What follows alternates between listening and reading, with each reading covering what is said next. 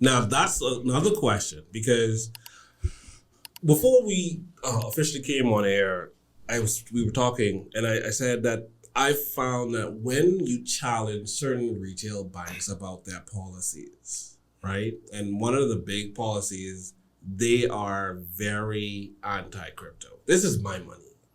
If I could spend money with Jeff Bezos, I should be able to spend that same money with CZ. There should not be any blackout. What is the problem, though?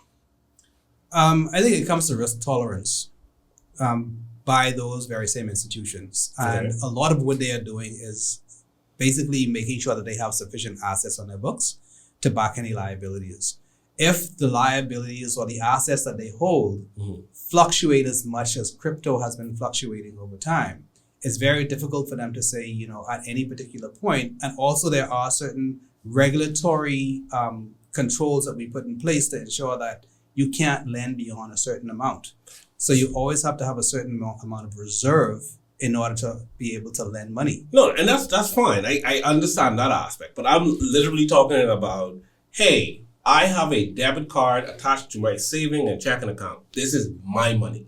I didn't borrow this money. I earned this. Why can't I say, hey, I am going to use the international version of Binance or Crypto.com or Kraken or whoever, right? Why do I get a decline on my card? I remember this, and I was so upset. I think this was 2021. Had a big job, had some money. My friend was telling me about, she didn't tell me about it yet. I saw Elon Musk promoting Dogecoin. And I said to myself, this man is manipulating this coin. Let me see if I can make some money off of this, right? I made a purchase on Amazon, about maybe $1,500 to $2,500, right? Went through, no problem. Had the balance, I went, signed up for Binance, the card was in my name, decline. I was like, but I have money on this card. What's going on? Tried another card, decline. So I got a call the next morning, and Fidelity said, hey, just calling to figure out what's going on with the suspicious charge on Amazon, blah, blah, blah, blah, blah. I was like, no, that's me. That's good. Okay, cool. Oh, by the way, why couldn't I make this purchase on Binance? Oh, we don't allow you to. How? How is it possible? Now, that's something completely different. I'm not sure why that's their policy. Because, again, if you're converting, I know we do not consider cryptocurrency to be a foreign currency, but there is a foreign currency element to it. Okay. And they don't consider it foreign currency because it has no jurisdiction. Okay. And so there's no way they can actually say that this is the conversion rate. So it's a gray area. It's a gray area. Okay. It's a gray area. So it's not classified as a foreign currency, but all currencies must settle at some point.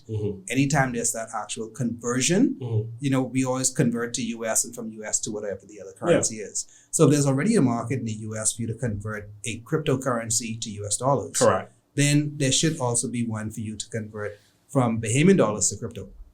So if you're trying to make a transaction, there is a US dollar equivalent for that particular coin in order for you to conclude that transaction. Right. I don't understand why a financial institution would basically, say we will allow you to transact with this vendor and not that vendor on this site and not that site, because it's really a private transaction. And you do have the funds to cover the transaction. It's just for them to do the conversion. Now, if there is a point whereby which they recognize that the transaction itself means that somewhere down the line, they have to themselves have a crypto wallet in order to facilitate the transaction itself. And I guess with the volatility of the actual crypto market, if the time it takes between the actual settlement between you and that bank, and then that bank and a crypto exchange, the value may go down, they may have a chance of losing. But they don't hold it. Yeah, they don't. They don't hold anything because, like you said, what the transaction is converting my Bahamian dollar to the US equivalent in order for me to get that cryptocurrency. Well, no, because you're trying to buy the cryptocurrency not directly. No, not directly. Oh, sorry. Okay, I thought that was. So when you go on the exchange, so when you go on the Coinbase, So when you go on to say Binance, for example, you would buy a BUSD or whatever the equivalent is, and that's Correct. US. That's behaving to US, and then once that is loaded, they'll charge you whatever fee that they want to charge you. The bank will charge you whatever fee because they still charge you something. Right. Then you could go and say, I'll split this 1,000 US or USDT or BUSD into three So different essentially, currencies. it's a foreign exchange transaction. Basically. Right. So, I guess the only thing that would actually prevent that from happening is based on the volume or the value. And I think right now The limits per day on any over-the-counter point of sale purchase is what, $2,500? right. So that's what I'm saying. So you should Unless you have still should have some- been. Right. Yeah, you still should have been within your. They literally told me we don't allow you to. So- Like I was floored.